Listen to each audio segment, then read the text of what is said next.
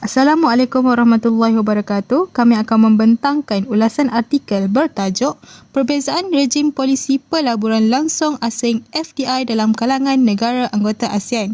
Cabaran perundangan dalam merealisasikan Komuniti Ekonomi ASEAN berdasarkan ASEAN Comprehensive Investment Agreement.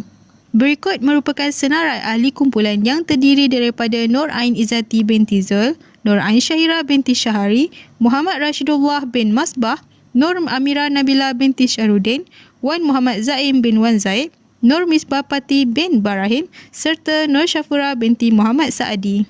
Assalamualaikum, saya Wan Muhammad Zaim bin Wan Zaid dengan nombor metrik S51476. ASEAN merupakan gabungan yang bertujuan untuk membuka cabang pertumbuhan kepada negara-negara ASEAN Tenggara yang mana ianya mampu memacu pertumbuhan dengan lebih tersusun. Antara asas utamanya ialah ekonomi, yang mana ASEAN ingin meningkatkan keupayaan ekonomi setiap negara dalam menghadapi ekonomi domestik dan luaran yang sentiasa berubah mengikut keadaan semasa. Penumbuhan ASEAN telah membawa kepada penumbuhan AEC atau Komuniti Ekonomi ASEAN pada tahun 2015 yang bertujuan untuk mempromosi pasaran dan pusat pengeluaran tunggal, mewujudkan rantau ekonomi yang berdaya saing, membangunkan ekonomi sama serta mengintegrasikan ASEAN ke dalam ekonomi global. AEC dapat menarik pelabur asing ke rantau ini dan membuka peluang kepada syarikat dan peniaga ASEAN untuk mengembangkan ekonomi dan menyertai rantaian global yang lebih berdaya saing dan bersepadu. AEC juga membantu dalam pemacuan pertumbuhan jangka panjang yang lebih baik dan meningkatkan prospek pelaburan asing ke rantau ASEAN, yang mana penumbuhan ini dapat mengawal kesan negatif kepada nilai pelaburan langsung asing di rantau ini yang kebiasaannya dipengaruhi oleh perkembangan semasa negara-negara besar. Rangka tindakan AEC 2025 telah dirangka pada tahun 2015 yang menggariskan usaha untuk mengubah dan membentuk negara-negara ASEAN Tenggara menjadi lebih berdaya saing, inovatif dan mempunyai tahap ekonomi yang kukuh di mata dunia. Ianya menjadi pemangking kepada penyediaan ASEAN untuk menjadi blok kuasa besar ekonomi, yang mana pada tahun 2014 ASEAN secara terkumpul telah menjadi ekonomi ketiga terbesar di Asia dan juga ketujuh terbesar di dunia. Ianya mencerminkan potensi ASEAN dalam pasaran ekonomi dunia dan mampu mengubah landscape ekonomi dunia melalui perancangan yang tersusun dan teliti serta galakan daripada pelaburan langsung asing atau FDI ke rantau ini. Saya Nur Syafra Saadi S52690.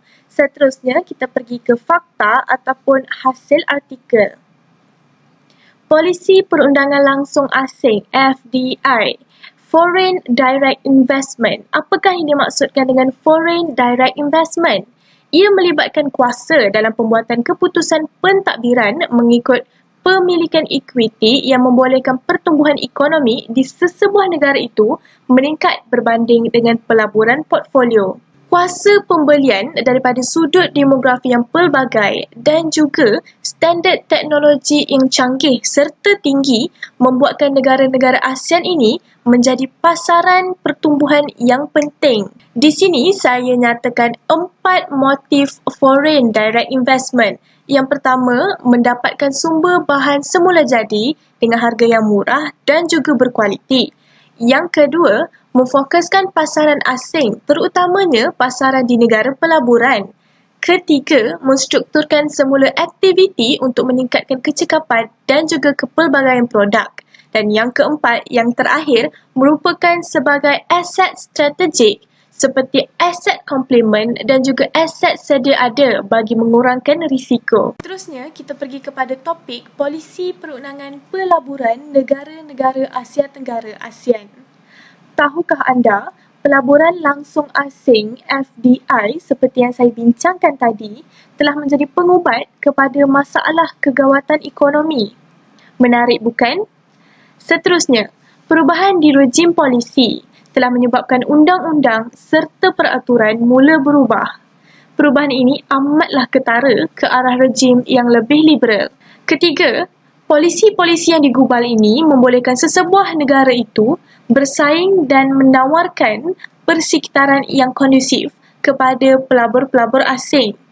Dan yang terakhir, pelaburan langsung asing telah menjadi penyumbang utama dan memberikan manfaat yang tinggi nilainya terhadap ekonomi dan juga pasaran global serta pengurusan yang bertaraf dunia. Kita akan mengupas dengan lebih lanjut tentang topik ini bersama rakan saya Muhammad Rashidullah. Dipersilakan. Nama saya Muhammad Rashidullah bin Masbah S50962 akan menyambung sedikit berkaitan dengan polisi perundangan pelaburan negara-negara ASEAN yang telah diterangkan oleh rakan saya sebentar tadi.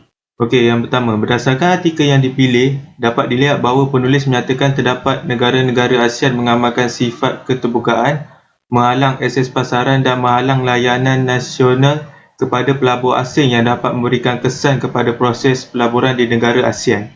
Jika dilihat, negara yang menetapkan polisi dan perundangan yang ketat kepada pelabur asing untuk masuk melabur di sesebuah negara akan menjejaskan proses tersebut sehingga memberikan kesan kepada faktor ekonomi. Hal ini menyebabkan pelabur terikat dengan polisi dan perundangan yang ditetapkan oleh negara tersebut sehingga mereka perlu melakukan beberapa prosedur untuk melakukan pelaburan itu. Selain itu, isi yang penting dalam artikel juga dapat dilihat bahawa setiap negara mempunyai cara amalan yang berlainan dengan liberalisasi pelaburan ini. Isu liberalisasi pelaburan ini melibatkan negara-negara yang menetapkan syarat dalam polisi dan perundangan dalam pelaburan seperti pasaran, layanan nasional dan sifat keterbukaan kepada pelabur asing untuk melabur dalam sesebuah negara. Hal ini memberi kesan kepada beberapa syarikat untuk mengeluarkan kos yang banyak bagi melakukan proses pelaburan tersebut berjalan dengan lancar tanpa sebarang masalah berlaku. Sekali, penulis juga menyatakan beberapa negara yang kurang menetapkan syarat kepada pelabur asing. Perkara ini dapat dilihat bahawa kepentingan dalam pelaburan langsung asing (FDI) sememangnya memberi peranan penting kepada sesebuah negara untuk meningkatkan ekonomi dan pembangunan negara. Hal ini menunjukkan bahawa faedah FDI bukan sahaja melibatkan penyediaan modal semata-mata, malahan penyumbang kepada teknologi dan pengurusan pengetahuan yang diperlukan untuk menyusun semula syarikat di negara tuan rumah. FDI juga adalah sumber utama pembiayaan dan ianya sebagai pemacu dalam pelaksanaan matlamat pembangunan mampan dan pertumbuhan daripada pelbagai sektor. Dapatan kajian seterusnya yang terdapat dalam artikel ini berkaitan dengan liberalisasi pelaburan ini memperjudiskan rakyat. Pembangunan negara sebenarnya berkait rapat dengan fungsi rakyat tempatan dalam sesebuah negara. Hal ini kerana kemasukan pelaburan langsung asing memberikan kesan kepada pelbagai sektor seperti perindustrian, pertanian dan sebagainya bagi meningkatkan pelbagai aspek yang memberikan kebaikan kepada sosial dan ekonomi negara. Oleh itu, setiap penggubal polisi dan undang-undang perlu memahami hubungan antara pelaburan asing dengan pertumbuhan ekonomi bagi mendapatkan perolehan yang lebih lumayan yang dapat dinikmati oleh setiap rakyat. Itu sahaja daripada saya. Sekian, terima kasih. Saya Nur Amira Nabila binti Syarudin, nombor matrik S51415. Seterusnya kita akan beralih pula kepada kekuatan artikel. Negara ASEAN telah melakukan usaha berterusan untuk bergerak lebih dekat untuk mencapai landscape undang-undang yang lebih konsisten dan terus di bawah payung ASEAN. Terdapat perbezaan besar dalam lingkungan peraturan yang mengatur perlindungan pelaburan di seluruh rantau ini. Usaha pembaharuan yang telah dilakukan ke tahap yang berbeza adalah secara ansuran untuk membuka rejim peraturan yang lebih koheren dan selaras untuk melindungi pelaburan. Berikut merupakan beberapa pertimbangan dasar yang dapat menjadi panduan praktik untuk reformasi pelaksanaan oleh kerajaan. Yang pertama adalah lebih koheren kepada kerangka undang-undang domestik untuk pelaburan. Bagi menyelaraskan kandungan secara progresif, skop dan tujuan pelaburan serta perundangan, AMS akan meningkatkan ramalan dan ketulusan peraturan rejim yang mengatur pelaburan di rantau ini. Penyatuan undang-undang pelaburan adalah bukan satu-satunya cara untuk mencapai rejim yang lebih koheren.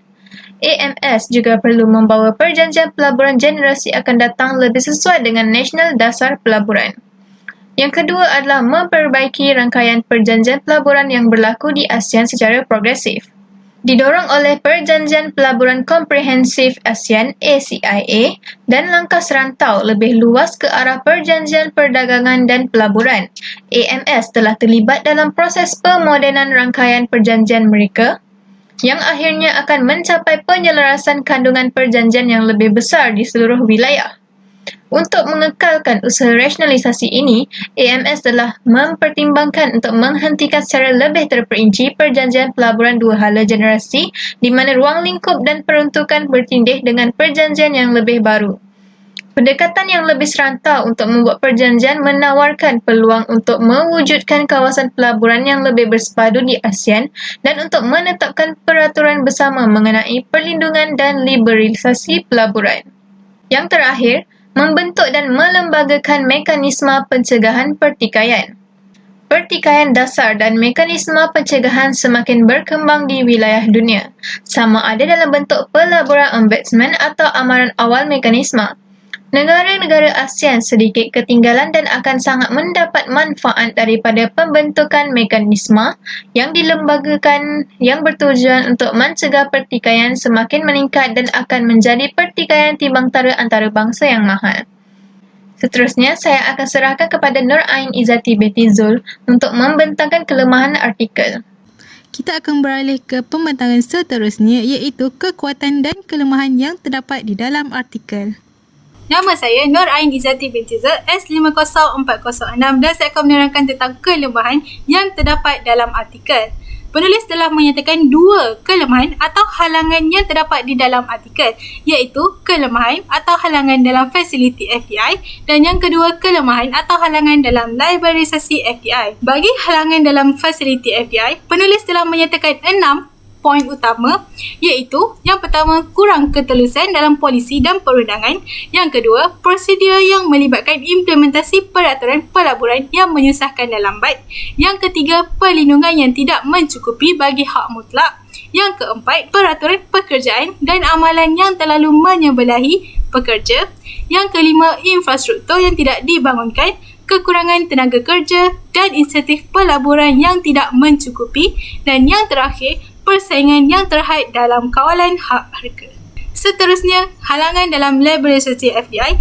Penulis telah menyatakan 3 poin utama iaitu halangan kemasukan orang atau syarikat asing untuk melibatkan diri dalam liberalisasi FDI di dalam negara anggota ASEAN. Yang kedua, memberi halangan kepada penghantaran wang keluar negara dan juga kawalan kepada transaksi mata wang asing.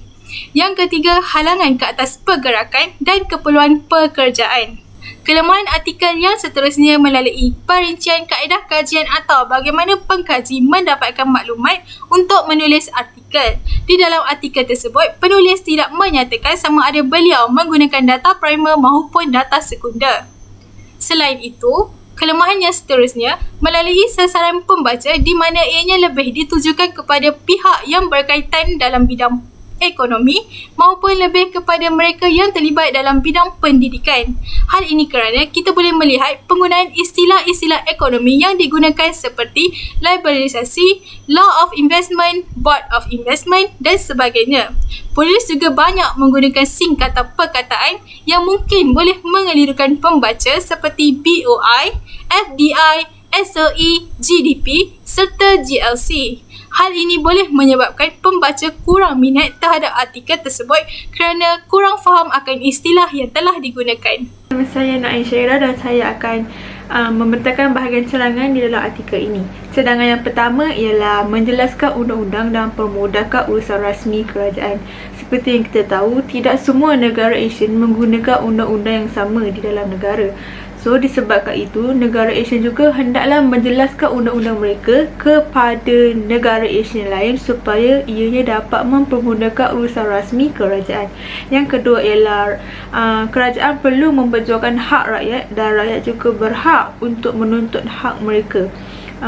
Kerajaan juga tidak boleh lupa akan rakyatnya kerana seiring dengan pembangunan yang semakin pesat, ada segelintir negara dia akan meminggirkan rakyatnya, and then dorang akan macam dorang tak ambil tahu pasal rakyat mereka, dan disebabkan itu rakyat juga hendaklah memperjuangkan hak mereka. Macam dorang minta kemudahan asas supaya mereka boleh dapat apa yang mereka nak, mereka boleh membuat kerja seharian mereka dengan mudah. Yang ketiga ialah kerajaan hendaklah mendedahkan rakyat mengenai pasaran global dalam ekonomi. Macam kita tahu, pasaran global ini Ia memberi banyak manfaat kepada ekonomi serta negara dan kepada rakyat juga, kerana pasaran global ini merupakan satu pasaran yang sangat meluas dan rakyat juga boleh menyertai pasaran ini dan mula menjinakkan diri di dalam perniagaan, seterusnya menerusi pasaran global. Dan yang terakhir ialah kerajaan juga hendaklah memikirkan satu jalan alternatif supaya mereka dapat menyelesaikan masalah tanpa ada sebarang konflik yang timbul akibat daripada masalah tersebut. So kerajaan hendaklah membuat satu polisi ataupun berbincang sesama mereka sendiri bagaimana hendak menyelesaikan satu masalah tersebut. Contohnya macam sekarang, pandemik COVID-19 ni banyak memberi kesan yang buruk kepada ekonomi, dan disebabkan itu kerajaan juga telah memperuntukkan sejumlah wang kepada rakyatnya supaya dapat meneruskan kehidupan seperti biasa. Saya Nur Misbah Fatih bin Maraim, nomor metrik S51742. Saya hanya membincangkan bahagian kesimpulan untuk anjingnya review yang kami lanjutkan. Kesimpulannya, mana laporan yang kami janji didapatnya bahawa Ian berjanjinya untuk menjadi jumlah buatnya benar ekonomi pada tahun 2025. Ya, ini dijelaskan bertujuan untuk meningkatkan ekonomi negara-negara di sektor rancau Asia Tenggara. Antara usaha yang diambil oleh negara-negara tersebut adalah melaraskan semula polisi dan rakyat ekonomi antara negara anggota. Oleh itu, untuk mencapai objektif semua rancau yang mempunyai ekonomi, mereka semua pihak dalam rancau ini belum bekerjasama untuk mencapai tujuan semua rancau ekonomi pada tahun 2025. Itu sahaja daripada kumpulan kami. Sekian, terima kasih.